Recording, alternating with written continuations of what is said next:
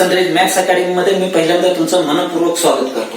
आणि आजच्या व्हिडिओमध्ये आपण इयत्ता 10वी गणित भाग 1 मधील प्रकरण 5 प्रोबॅबिलिटी म्हणजे संभाव्यता या प्रकरणाचा अभ्यास करणार आहोत. पहिल्यांदा आपण यामधील काही संकल्पना समजावून घेऊया. पहिली संकल्पना काय आहे पहा, रॅन्डम एक्सपेरिमेंट. त्यालाच आपण यादृच्छिक प्रयोग असं म्हणतो. यादृच्छिक प्रयोग म्हणजे काय, रॅन्डम एक्सपेरिमेंट म्हणजे काय, तर हा एक प्रयोग असतो, एक्सपेरिमेंट असतो. An experiment in which all the possible results are known in advance. म्हणजे त्या प्रयोगाच्या ज्या शक्यता आहेत, संभाव्य निष्पत्ती आहेत, ते आपल्याला अगोदरच माहिती असतात.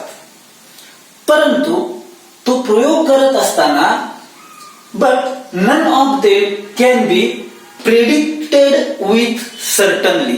म्हणजे तो प्रयोग करत असताना आपण त्या रिझल्ट विषयी, म्हणजे आता काय घडणार आहे, हा प्रयोग करत असताना आता लगेच काय घडणार आहे याविषयी आपण निश्चित असं भाकीत करू शकत नाही, निश्चित असं आपण काही सांगू शकत नाही.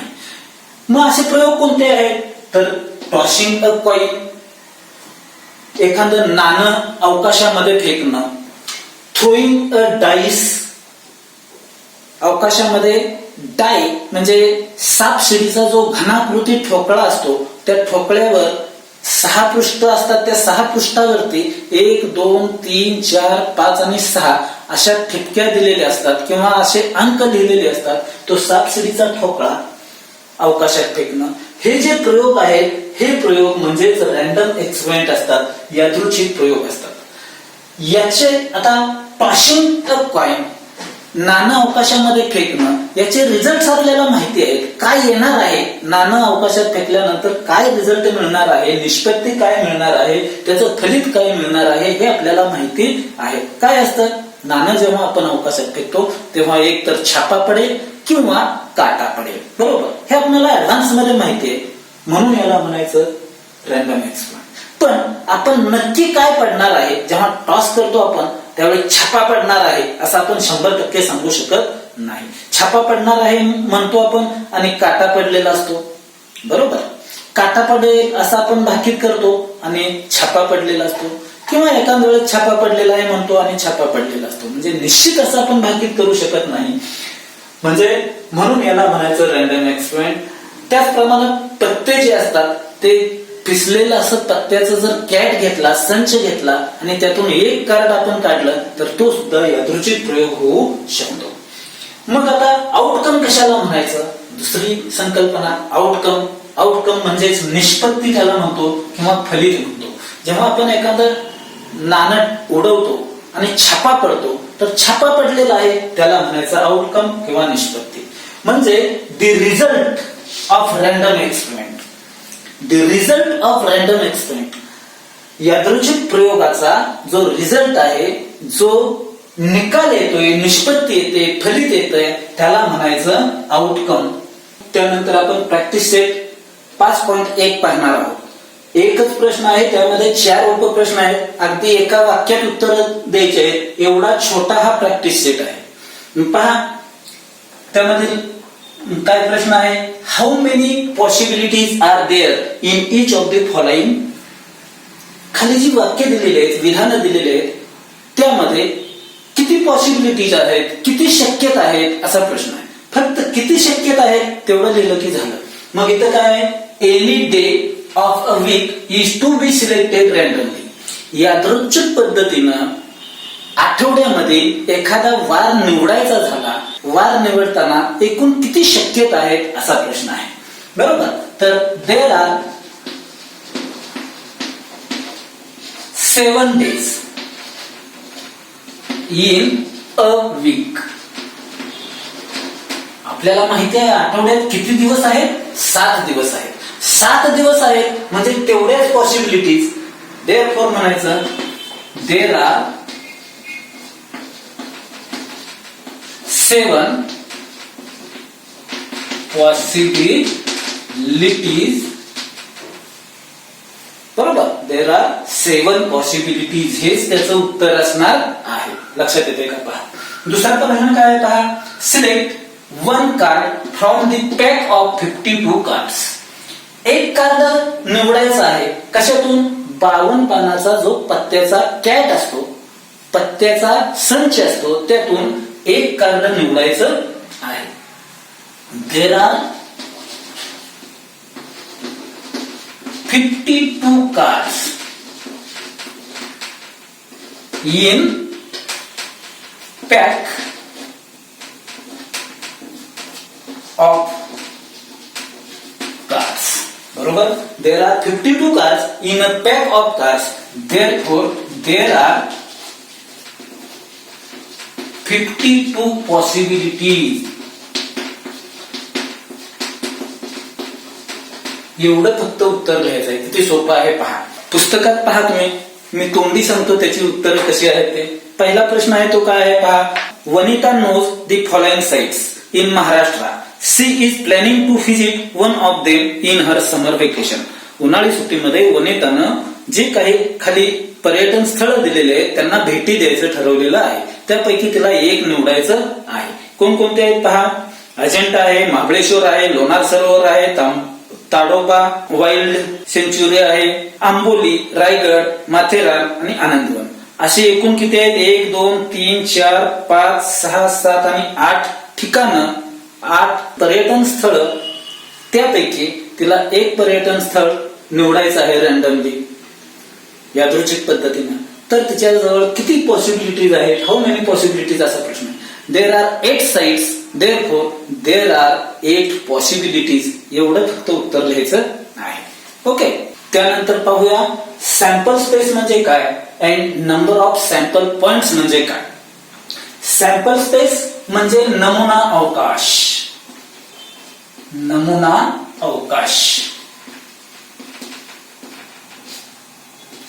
आणि सॅम्पल स्पेस म्हणजे हा एक संच असतो आणि तो संच एस या अक्षरानं दाखवला जातो किंवा अशा चिन्हानं, त्यालाच आपण ओमेगा असं म्हणतो, या चिन्हानं सॅम्पल स्पेस दाखवला जातो. सॅम्पल स्पेस म्हणजे नमुना अवकाश. Sample space is a set of all possibilities of random experiment. All possibilities, सर्व शक्यता, यादृच्छिक प्रयोगाच्या सर्व शक्यता आहेत त्या एखाद्या संचात लिहिल्या जातात. त्याला म्हणायचं सॅम्पल स्पेस.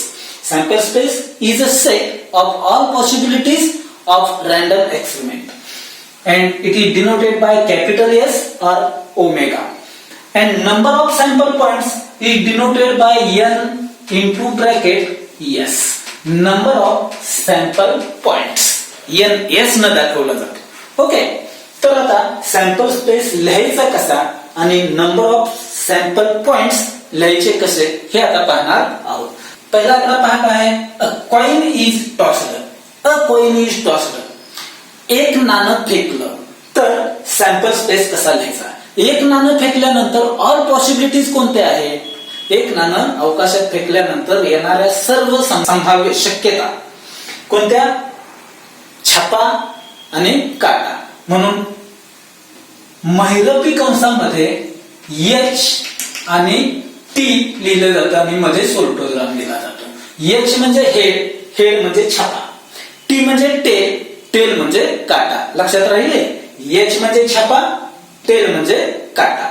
एच म्हणजे छापा, टेल म्हणजे काटा. देअरफॉर एन एस म्हणजे एस या संचामध्ये असणाऱ्या सॅम्पल पॉइंट्सची संख्या किती आहे? 1 आणि 2. एन एस बरोबर काय लिहिले जाईल? लक्षात आलं का? पहा. Coin is tossed, then S is equal to H comma T. Therefore n S is equal to 2. 2 coins are tossed. 2 नाणी उडवली. एका वेळेस 2 नाणी आकाशामध्ये फेकली तर काय होईल पहा. Sample space S is written as काय? एच एच कॉमा दोन्ही नाण्यावरती हेड हेड पडेल, छापा छापा पडू शकतो. एच टी पहिल्यावर एच, दुसऱ्यावर टी, पहिल्यावर टी दुसऱ्यावर एच, टी एच किंवा दोन्हीवरही टी टी पडू शकतात. टी टी आणि महिरपी कंस पूर्ण. याच्यापेक्षा वेगळ्या शक्यता असणार नाहीत. एकूण 4 शक्यता इथं असतात. म्हणजे NS is equal to possibilities किती असणार आहेत? 1 2 3 4. NS is equal to 4.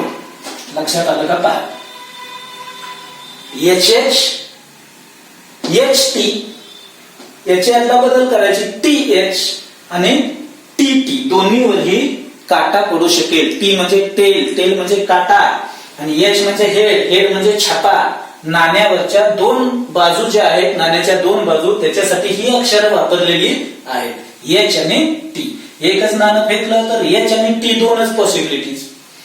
2 नाणी जेव्हा फेकतो त्यावेळेस दोन्ही नाण्यावरच्या शक्यता असणार आहेत. काय HH HT TH आणि TT. 3 नाणी अवकाशामध्ये फेकली तर कसं लिहायचं पहा.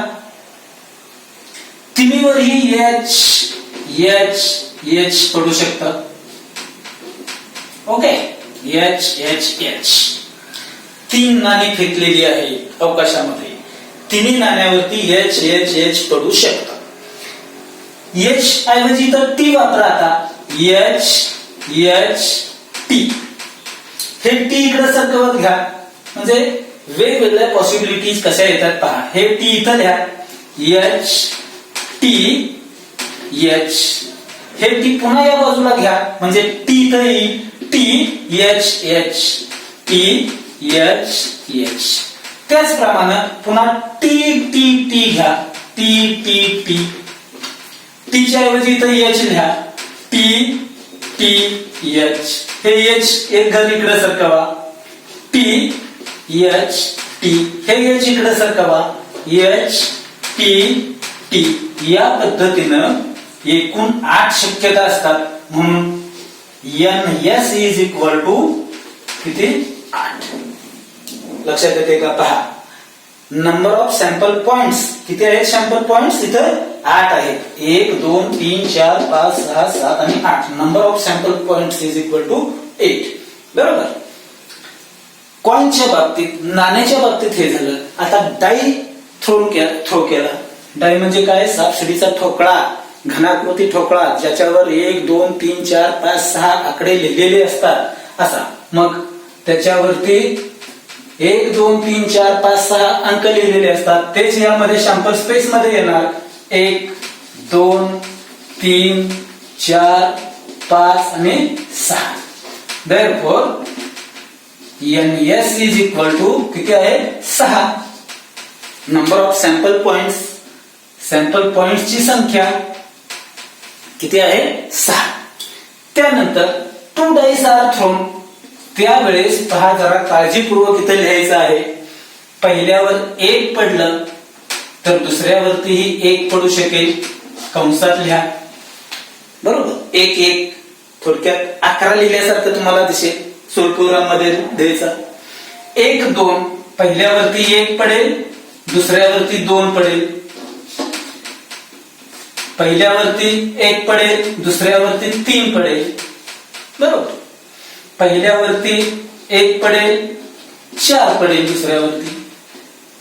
1 5 1 6 या पद्धतीने असं 1 सुरुवातीला घेऊन त्याच्या पुढे 1 2 3 4 5 6 लिहिलं की तुम्हाला 1 पहिल्यावरती आणि दुसऱ्या डायवरती 1 2 3 4 5 6 असे अंक. अशा यादृच्छिक प्रयोगाचे जे रिझल्ट आहेत, निष्पत्ती आहेत, त्या मिळणार आहेत. पुन्हा 2 सुरुवातीला घेऊन पहा. 2 1 2 2 2 3 2 4 2 5 आणि 2 6. त्यानंतर 3 सुरुवातीला घेऊन 3 1 3 2 3 3 3 4 3 5 3 6 या पद्धतीने आपल्याला निष्पत्ती मिळणार आहेत. पुन्हा 4 सुरुवातीला घ्यायचं आणि त्याच्या पुढे 1 2 3 4 5 6 लिहायचं. 4 1 4 2 4 3 4 4 4 5 4 6 5 सुरुवातीला घेऊन 5 1 5 2 5 3 5 4 5 5 आणि 5 6. त्यानंतर 6 सुरुवातीला घेऊन 6 1 6 2 6 3 6 4 6 5 आणि 6 6 या पद्धतीनं इथं महिरपी कंस पूर्ण. किती पॉसिबिलिटी झाल्या पहा. या 6 अशा ओळी 6 आहेत. 6 6 36 म्हणजे NS बरोबर किती आउटकम्स किती आले एकूण 36 आहेत. NS number of sample points किती असणार आहे 36. हे एवढं जर तुम्ही लक्षात ठेवलं तर या प्रकरणावरचे बरेचसे प्रश्न तुम्ही चांगल्या पद्धतीने सोडवू शकता, चांगल्या पद्धतीने मार्क्स घेऊ शकता. लक्षात ठेवा हे सॅम्पल स्पेस कसे लिहायचे. इथं पहिला काही जास्त अवघड नाही, दुसराही जास्त अवघड नाही, पण हा तिसरा एक थोडासा लक्षात ठेवा. आणि हा सॅम्पल स्पेस कसा लिहायचा लक्षात ठेवा. हे काय 1 2 3 4 5 6 एकदम सोपा आहे. हा सॅम्पल स्पेस आणि हा सॅम्पल स्पेस कसा लिहायचा एवढं लक्षात ठेवा. तर पहा विद्यार्थी मित्रांनो, सॅम्पल स्पेस कसा लिहायचा, नंबर ऑफ सॅम्पल पॉइंट्स कसे लिहायचे, हा भाग तुम्हाला चांगल्या पद्धतीने समजला असेल अशी मी अपेक्षा करतो. आणि हा जर व्हिडिओ तुम्हाला आवडला असेल तर तुमच्या मित्रांच्या बरोबर शेअर करा, लाईक करा आणि आपलं चॅनेल सबस्क्राईब करायला अजिबात विसरू नका. ओके, धन्यवाद.